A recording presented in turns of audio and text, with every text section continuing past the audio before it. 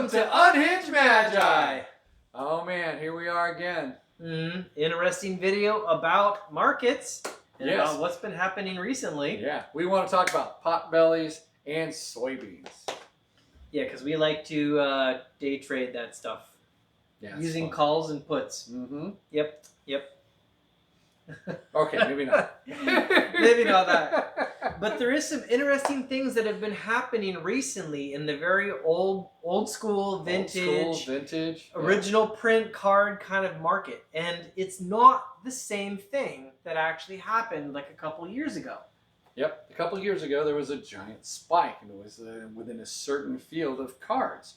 However, this is a lot different because there's a lot of massive growth. Now, Edwin has been actually monitoring it, as I try to avoid monitoring any kind of price changes for fear of me wanting to sell. But go ahead. So, yeah, I actually use an app that I showed on one of my old videos on Edwin the Magic Engineer. I use Beta MTG to price track my most expensive cards in my collection. And it's not the most perfect price tracking tool. It generally tries to keep pace with TCG Player. But what it does do is it can give me alerts when certain cards are spiking, when there's big price trends moving one way or another. And what I did is I entered my 2,000 or so most expensive cards into it. And then when that overall collection... He put in, big cards, like Erg Raiders. So when the overall collection, like those 2,000 most expensive cards in mass starts to move, you can see that net result like on a chart. And I actually, I haven't shown you this part yet, but I actually made 2 accounts with 2 different email addresses. One of them has my actual 2,000 most expensive cards. The other one, I actually just put in and did a set of beta, like one of every card of beta. Because there aren't a lot of ways where you can, on a chart, accurately price track what a complete set of beta is actually doing. That's true. But if I actually made a complete account on Beta MTG, I can actually watch what a complete set of beta is doing. And in both cases, when I look at those, I see the same kind of thing. And simply put, it's basically this.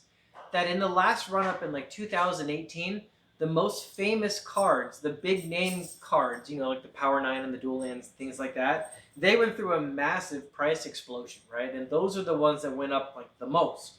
And then there was other couple specific cards here and there that did also spike, but it was mainly the big guns. What you have now is more like an organic growth kind of across the entirety of old school lifting up. I noticed that all the sets and all the have exploded in price. So now Antiquities is like a $4,000 set. Yes. The Dark is actually increasing in its price, heading towards what, $600-700, Pop? Yep. Yeah, it's really a difference of if you look at the big cards, imagine all the cards in a set are laid out in an order, right? The last run up in 2018, it's the biggest cards spiked, but then all the others stayed about the same. And this time, it's more the entirety all moved up. So you've got cards like Preacher from the Dark that have gone way up above where they actually were. Transmute Artifact, Power Artifact. A lot of these cards that were tier 2 and tier 3 kind of chase cards that did appreciate in price, but not nearly as much, or they're really moving right now. Yeah, and so that's something to keep in mind, that people are actually starting to buy them. Because whenever you see price fluctuation, that means there's more withdrawal from the actual market. Yep. This one actually feels to me more like a real market growth, not so much like an investor rush into the biggest name cards. Yeah, because if it was an investor rush into a big name card, it would just be, that one card spiking. Yeah. Not an overall thing. Or an attempt to buy out one specific card. Right. You remember that with moats, there was some guy that went in and tried to buy moats. Exactly. And he actually tried to corner the market and purchase all of the moats, and he did in fact spike the price. Oh, yeah. But then it kind of got revealed that he was doing it and stuff like that. And then it went back down. But you did not see a relative appreciation across the board for all of Legends set when he started going for moats specifically. And that is what you are seeing now. You are seeing all of these cards across the entire set all just lifting up in price. Yeah. It's kind of like if people were to, and I know they can't because COVID and stuff like that, but if people were to go into a shop or they're at least going to look through inventory online. It's like now they'll be like, oh, look at that. There's Original Antiquities Centennial Druid. Oh, yeah. So, wow, that's an original card. It's 26 years old. I'm going to buy that. Yeah, I used to play with it. Oh my gosh, I remember it. Yeah. They're not like, oh, look at that. There's a 4th edition one. There's like, no, there's Original Antiquities. And even though there is honestly a lot of Centennial Druids, they go up, right? Yeah, as a result, because people want those old original cards now. They do. One thing I'd also like to add, if you're actually, a lot of people are out there selling sets. And some people see these legend sets sit out there for a long period of time. Sometimes they drop the price, still don't move, and they keep it at barely around. Then 14, then it's back to 11, then it's 14, back to 11. The reason sets don't move is because it's a lot of money. Really, you should just break it apart to sell it, period. Because then you get more money. Yeah, that's just a good general rule of thumb. Like I've always noticed, like if you want to get the best value for your cards, if you're willing to establish like an account or a reputation on eBay or a Facebook group or something and sell your cards as singles, you'll always get more money for them than if you just sell them as a bulk. And it's that the opposite works true as well. Like if I buy cards as a bulk deal, I'm expecting a discount. Exactly, because I'm paying more money, I should get more stuff. That was literally the reason why, like when I just recently bought a Power 9 set, I didn't buy a Lotus and then a Jet and then a Twist. Like I was like, no, I'm going to buy the set. And here's a pile of cash. And then I went and I bought an entire collector's edition dual land set. 40, all 40, 4 of each dual land. I didn't say I'm going to buy an Underground Sea, I'm going to buy a Trop. I was like, no. Here's a pile of cash. I want a full set of 40. Well, and that's the reason why. I got a discount. Exactly. So keep that in mind for those people who have sets out there on the market, because I know people like to sell sets because it's easier. It's a single transaction. Yep, but you pay for that ease. But you're going to get a lot lower money. So a lot of people will buy the sets, break them apart, and make money. Mm-hmm. It's another way to make money. I'm just saying. Yeah, so I think it's a very interesting subject, like how this run-up in cards that we've seen during the pandemic is basically, it's different. It's not the same run-up as the last run-up. Correct. Like you look at it on a chart, it's definitely a different kind of movement. Yeah, and I would assume that it's actually people just buying cards actually to play with. Maybe there is a thing where people are getting together with the peers that they're around more instead of like thinking that they're going to be going to since COVID's out there. Let's just say that. Okay. Are we allowed to say that on YouTube? Yeah. Beep. Okay. I don't know. I don't know. They sometimes do bleep it these days, but like I don't know if we're a big enough channel for them to care.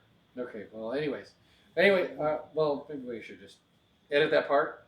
Yeah, we'll just edit that part. Anyways, so if people are staying home more, they're around their peers. Peers have a tendency to flock to their general, what they used to do in the olden days when they played cards.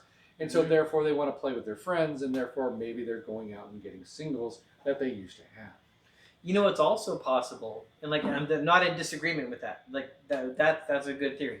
Another thing that's possible is there's been a lot of people that have been getting like financial aid from the government and from various sources, and that not everybody needed it, because like some people like lost their jobs, lost their incomes. Not a great situation. And by everyone that's in that situation, I'm sorry to hear that. If you are in that spot, I hope you get through it. But for people that are not in that situations, there are people that are getting assistance that didn't necessarily need it. And there are some of those people that are moving into like the Robin Hood kind of like day trading, moving into other assets. Like when the government gave all these families these stimulus checks, a lot of people might have actually just ran out and bought like investments.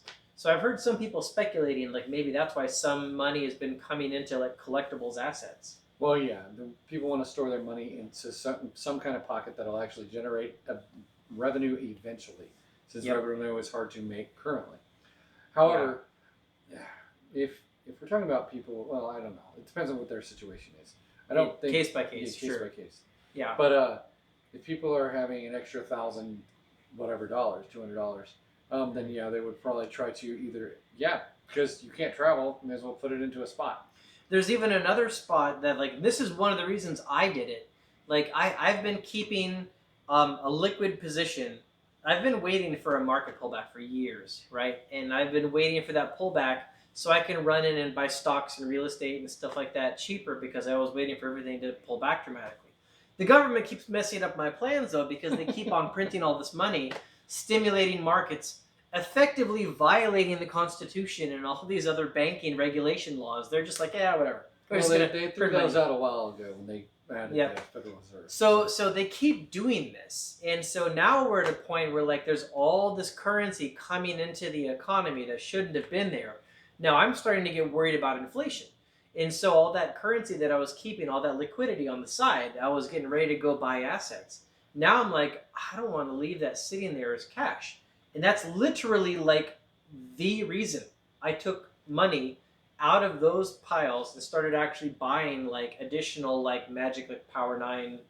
Because you know inflation's going to hit and it's going to go up in value because it has no choice but to go up in value because it's inflation. I feel like inflation is coming, honestly. I mean, I literally think that's one of the major... instead of winter is coming, inflation is coming. That's the winter, yeah. Inflation that's literally... I think that's a primary reason why Bitcoin is now shot up over 20 grand again. Well, yeah. I think people are just trying to protect their money from all this inflation. Yeah. Well, honestly. That's not going to protect them from that. But. Yeah, that's a whole separate topic, but it's the same kind of thing driving it. The people that believe in Bitcoin, I think, are buying it for inflation protection, a lot of them. And that's literally why I'm going out there and buying Magic cards. So anyways, yeah, the point is this run up on these old cards in now versus like the 2018 roll up, they're different. They're not exactly the same roll up for the exact same reasons. Yeah. I feel more confident in this one sticking. What is better? Hold on to your collectibles or sell your collectibles? Right now, I think holding on to them. That's literally what I'm doing. I'm taking cash and I'm buying collectibles because I think cash is going to get devalued. There you have it, folks. And if anyone's wondering, the main thing that I watch when I want to see is the US dollar getting hammered, I watch the bond market and the exchange, the Forex exchange. If there was an ever need for a doodle for US dollar get hammered. Yeah. Sorry. My bad. So yeah, those are the two that I watch. I actually watch BND, the Vanguard bond market. When I want to see are people dumping US Treasuries, I'll watch BND. And then I'll also watch the relative value of the US dollar and the Forex to try to see how inflation is hitting. But that one's been really hard. And Forex doesn't mean you get 4. Yeah. But that one's been really hard because it's not just America that's printing. It's like every nation on the planet is printing, and none of them are tied to anything tangible. Make it rain! Yeah, so everyone's making it rain at the same time, right? Like all those currencies are just lifting at the same time. Well, the best way to get out of debt is to tell. print your money and pay off your loan. Wait, what? If I could print up my own money, right?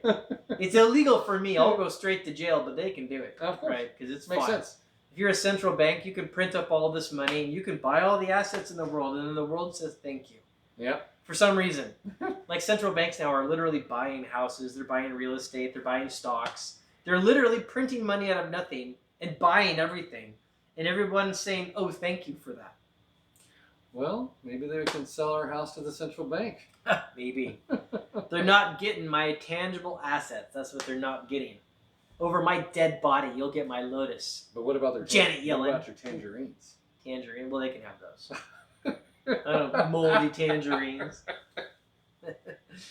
Okay, so that's it. That was my topic. So yeah, that's a good topic. Yeah, old cards. They're running up, making money in the future. Not the same as the last one. When are we gonna sell? Maybe never. I don't know. When the dollar stabilizes, maybe then I'll start reconsidering. Okay, well that probably won't happen. Okay. At least not in our lifetimes. They'd have to make really big adjustments to actually have the dollar stabilize. They would actually. Yeah. So that's probably not going to happen. Probably not. I agree. Okay, cool. All right. Okay, thanks a lot for tuning in, guys. Have a good day. Hit the like button, subscribe, make a comment. We'll do some more unhinged stuff later on. Yep. Bye.